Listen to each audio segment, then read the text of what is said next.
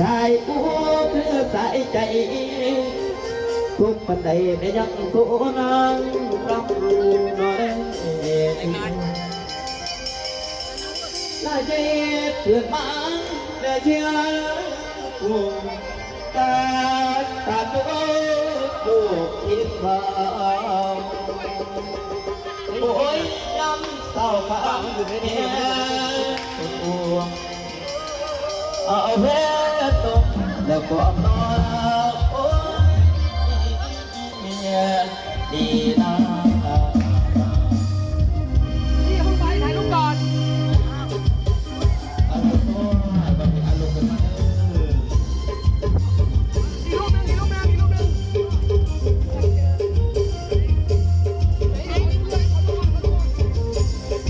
นี่ก็จะเข้าเนาะตื่นขึ้นมาอย่ามองเข็มโอเมนพี่ถ่ายรูปกันพี่ด้วยพี่เข้ามาพี่เข้ามาดูให้กันเร็วๆอีกรูปนึงพี่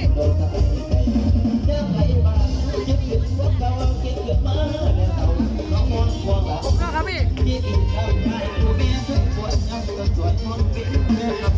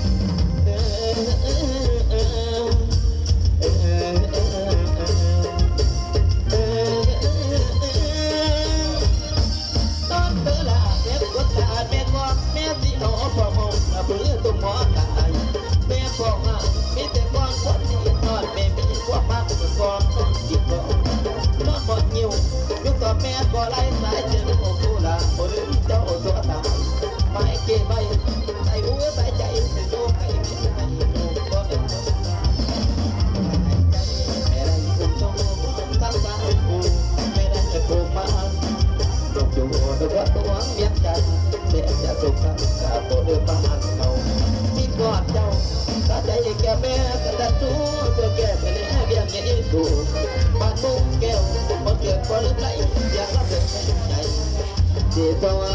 น้องว่าแดนตายขอบใจด้วยเอฟซีเด้อเอฟซีไปได้เดี๋ยวนะ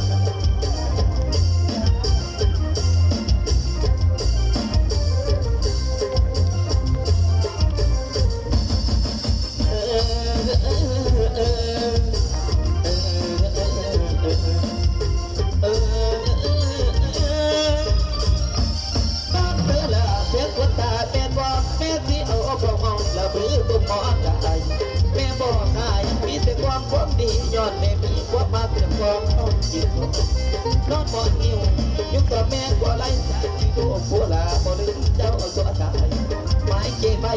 ใส่หัวใส่ใจจะโยกไอ้เมียใส่ลูกบ่ลืมดวงได้ไอ้จันแม่ได้ผู้ทรงฟ้องตั้งใจแม่ได้ผู้มาอยู่วันหวังเย็นจันแต่จะสงสารกับบ่ลืมบ้านเราที่กอดเจ้าใส่ใจแก่แม่ก็ตั้งดูก็แก้วแม่เลี้ยงยี่สูงบ้านพุ่งแก้วพอเกิดพอเริ่มไหลเสียน้ำใจเองที่ตัวน้องเมื่อแดนตายขอบใจเด้อเสียงก็อยากแหบเนี่ยเนื้อเนื้อคนว่าก็ยังได้เนื้อคนเล็กแหบอันที่บลาวินพอเรื่องนึงแล้วมาได้มาก่อนเนาะ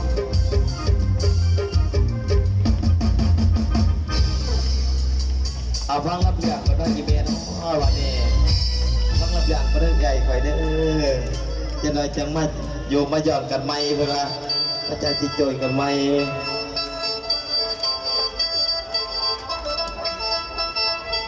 โอ้ยโอ้ย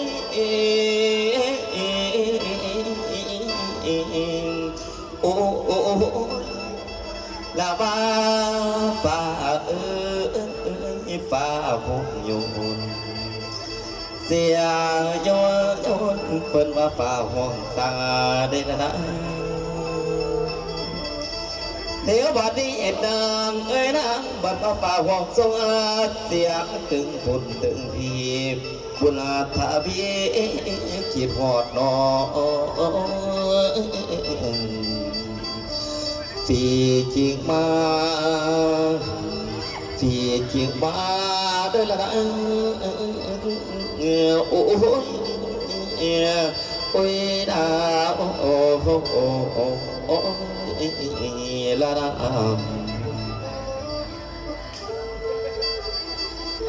เดี๋ยววันนี้มาเลยเด้อพี่น้องพี่น้องหลานคนเก่าพอไปใส่นี่แล้วโอ้ยแม่แม่ละบุญถ้าบีแม่นคนเดิมได้ต่อเติมน้อเสริมสอนลาลำต่อก่อนก็เคยยอมเคยรับมาเตะละบอลจันผู้เฒ่าลูกคืนพรโอ้ยจนแจ้งบ่อยากหนีละแม่ยามตาตัวพี่กลับบ้านเถื่อนี่เนาะเถื่อจริงให้น้องพี่เป็นแค่ใจนี้แล้วโอ้ยถึงบ่มีดอกมาอะไรให้ส่งเสริมแต่ขอให้ยิ้มขอบใจเด้อ FC เด้อ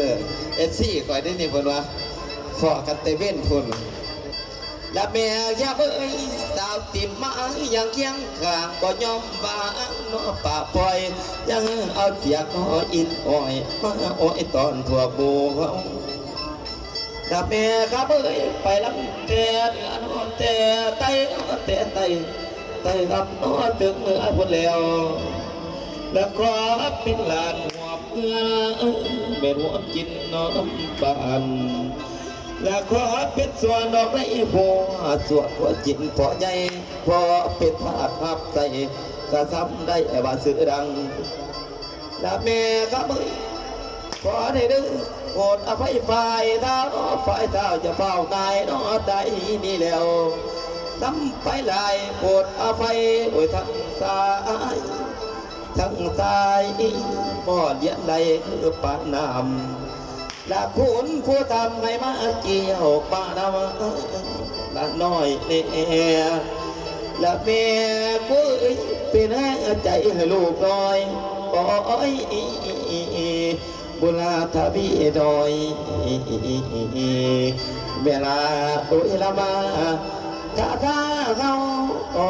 ยโอ้ยดาโอ้โอ้โอ้โอ้ก็ละนะอุ้ยเสียงกระยักเงียบต้องสีนองเนาะอีกจักหน่อยไรสีถึงเดินมาเสียงมันก็จะเศร้าเงียบคนว่าเพราะว่ามันยังห่อนยุบเพราะท่านหนาวคนว่าสาธุเด้อผู้ขารับไปตามกรรมจะให้มีบาปตามวัดก็จะให้มีกรรมสำหรับทองเรื่องผู้ขาเองเมื่อนี้ก็นี่กับมิยามวาสมพรก็เป็นลูกไส้ของพ่อทองสาของแม่ทองสุกเจ้าเดี๋ยวนี้เอาเมียแล้วสาวนวลจันมาเดียงยาทะเลจันบ่ได้ลูกน้อย2 ล้านด้านนั่นใหญ่มากบ้าพี่น้องให้ทองสมพรก็เป็นคนทุกคนยาแกงขัดขัดหม้อฮักสิงใครอยู่บ้านเพิ่นบ่ว่าเฮ็ดหน้าปีนี้ก็ได้เข้าอยู่100ถึงเมียบ่สบายพี่น้องก็ได้ค้ายปัวกันเบิดเหลือเขา40 สอบปลาไว้พวกใดเห็นเขาถงหน้าพี่นาเนาะอีเมเนาะคอยกับมีเสียอยู่คนหนึ่งบางย่าว่าจะเพิ่นมาอยู่น้ำไปพ่อกันซักซี่กันนี่จอดยากมาไปทั้งใดแต่ละมือแต่วันก็มีแต่ไปขึ้นบักพร้าวขายเสียวก็ได้มื้อนี้บ่ได้เสิร์ชเอาเสียวขึ้นมากก่อน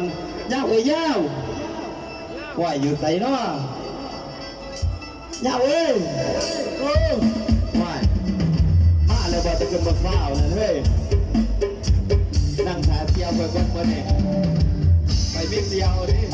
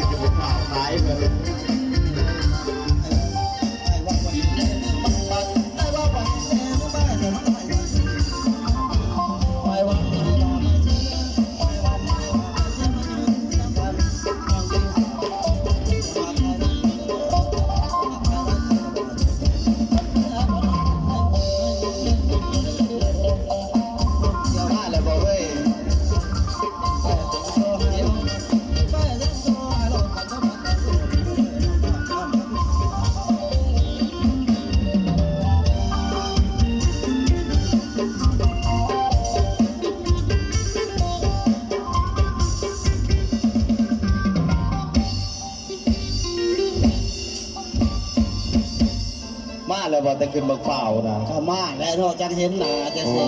อีหยังมึงเอิ้นกูเฮ็ดอีสังล่ะ อ้าวก็มีเบียกแล้วเนาะวันสภาพไปให้ไปสวนตัวมื้อนี้อัน FC เพิ่นก็ท่าเบิ่งโตหลายอยู่ดิอันเพราะว่าอันโตคือกันกับท้องรอดสีเหลวันบ่แม่นน้องชายเพิ่นซะบ่ โอ้อันนั้นพ่อข่อย พ่อบ่ พ่อ โอ้อันคือจังซี่ดอกเฮ้ยเอามานั่งก่อน นั่งเฮ็ดอีสังล่ะ อ้าวก็มีเรื่องสิเว้าสู่ฟังซะเด้อเนาะอันเขาถามตัวเนี่ย ถามหยังอีก ตัวบ่อยู่น้ำเฮาหลายฟ้าหลากปียุนลูกนั้นตัวบ่กัดกองผมใจอะหยังบ่เลยเฮ้ยครับเป็นคนทุกข์คนยากนะ โอ้ยว่าเรื่องคักก็คักอยู่หั่นแหละเพราะว่าพวกเฮานี่เป็นคนถูกข์คนยากหาข้าวหาน้ำสิกินก็ขอน้ำบ้านน้ำเมืองเฮ็ดจังไดมันจะสิหันสิมีก็คิดว่าหั่นน่ะ โอ้ยอยากห่างอยากเพ่ก็มีแต่ไปเฮ็ดสวนมันเท่านั้นได้น้อยแม่เนาะบ่ได้ให้สิเอาไปเป็นคนงัดเด้เพิ่นว่า ก็บ่ยากหรอกคันสิมีดินแท้นี่ข้อยก็สิอยู่ข้อยบ่เมื่อดอกมื้อนี้ อันคือจังซี่ดอกเสียวเฮาว่าอยู่ถ้าอยู่มามันก็ถูกมาเฮาขึ้นไปหาอีพ่อกับอีแม่และไปส่วนอาเมียเฮาปรึกษากันสิเฮ็ดจะได้ดี หรือว่าจะไปทำการทำงานอยู่ทางไกลหรือว่าทางไกลเบิ่งซะไปยังเสียวถ้าอยู่ไปคู่มือโลกเต้าเฮาก็เริ่มใหญ่ขึ้นมาเริ่มอึดๆอยากๆได้บัดนี้ มันก็ธรรมดาแล้วเนาะลูกเลี้ยงแต่นกเด้มันก็เลี้ยงลูกมันก็ป้องปีกออกมันก็ใหญ่บินได้คือแม่ นั่นล่ะ ลูกมึงก็คือกัน นั่นล่ะ ป้อนเขาคู่มือมันก็ใหญ่ขึ้นก็เป็นดาวแต่ว่ามันอยากได้เมียไหนเจ้าจิหาเงินแต่ไงมา นั่น ดี ล่ะเฮาก็ขึ้นต้นนี้มีแล้วเฮ้ยเรื่องที่จุดนั้นมีแต่ตัวอันตัวสิทนหาอันรับจ้างมาเลี้ยงลูกเฮาอยู่ไว้อยู่บ่คันตัวบ่ไปบ่ปรึกษา ไป กัน หาเงินไปก็ไปก็ฉัน คันว่าจังซั่นเฮาพาไปเนาะ ไปหาอีแม่ก่อน ไป เนาะ หาอีแม่ พ่อเพิ่นจะให้ไปบ่หรือบ่ จะได้เด็กน้อย2คนมันสิตื่นมันสิยากสำหรับยังน้อยบ่ทันตื่นแม่เมื่อคืนนี้มันไปเล่นบุญบ้านดอน มันยังบ่ทันมาอยู่ว่าซั่นมันไปเล่นบุญบังไฟเด้เล่นบุญบังไฟ โอ้อันจะเอาเงินให้หลายปานใดล่ะ โอ้ยเฮาบ่ได้ให้มันดอกเฮ้ยของเฮาบ่มีเงิน โอ้ใครจะร้องลูกมึงบ่ขอ เจ้าจังไดก็ยังบ่เที่ยวโอ้ยมาฆ่าเด้โอ้ยมาเจอไว้ได้บ่นี่นี่เสียวนี่โตเฮานี่เฮา โตนี่เนาะ เฮา เอาก็นี่ก็ยังว่าโตนี่เฮา โตเฮาเอาจะได้ก็เป็นคือจังซี่แหละพี่น้องเสียคอยครึ่งกลางๆเอาเฮาพาไปหาอีแม่แล้วเดียวเนาะ บ่เป็นหยังไปกับ เอาอาจารย์นักดนตรีจะจะสวดกันเบิ่งจะว่าลำเพิ่นจะเลิ่นใจมวนๆทักผู้สาวทหารว่าซั่นเพลงของบาวี่แต่งเองในพองเองมื้อนี้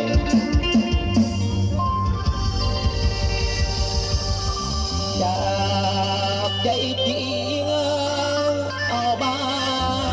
บ่เวลาตาบานบาดมาตายลาเอ้ยอายอยากมาปิดเคยพอสร้างบ้านนกกระโดดกับไอ้ไทยและฉันพอน้องหักอายน้องหักอายสิให้แม่เดินไปก่อนจะเอาหนาบมาให้กินได้เจียวลาบาเป็นลาตาบีได้มาเห็นแต่เพลงโอ้ยน้องลาบาเจียว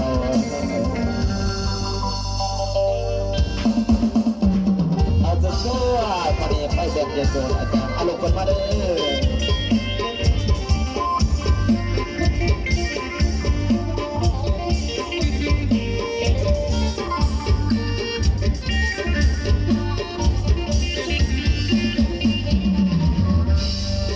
โอ้ยดีนะบ่มีน้อยบ่มีเมียสมมุติยังบ่ทุ่มลงบ่ได้เปรียบในบางหัวใจไปที่มาลงไปเลยครับอีกเพียงน้องน้ำได้นอนได้เพื่อเปลี่ยนแปลงสาวแก่ที่แอบบัดยาวบัดทอน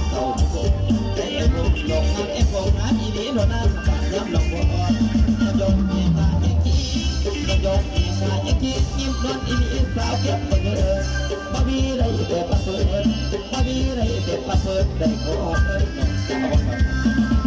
มาอยู่บ่ให้กินขย้อนเทียบกับดวงตา